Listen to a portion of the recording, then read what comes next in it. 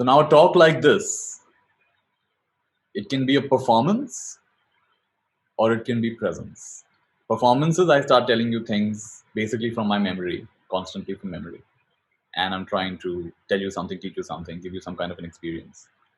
But presence is I'm just showing up.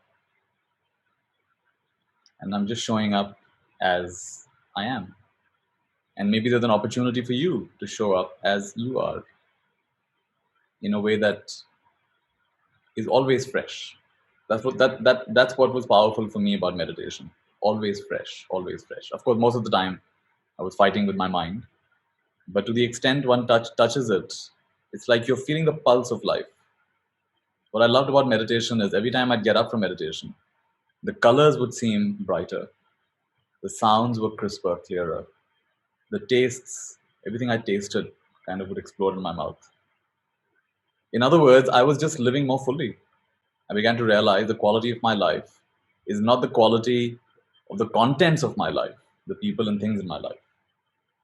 It's the quality of my consciousness. So when I'm in a grateful consciousness, a warm-hearted consciousness, I'm in a connected space, anything and everything becomes beautiful. So I was introduced to this new dimension, this dimension that none of my education had ever talked about, the dimension of presence, the dimension of now, the dimension of beingness. It's an underdeveloped muscle for most of us. And it's got some, like I would even say it's got a different physics to it than the rest of our life. Rest of our life is a lot of calculation.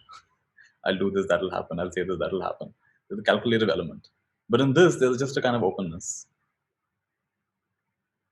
And answers emerge, clarity emerges. One just knows what needs to be done. In fact, it kind of does itself. You cannot understand karma yoga unless you are in the present, unless you're coming from presence.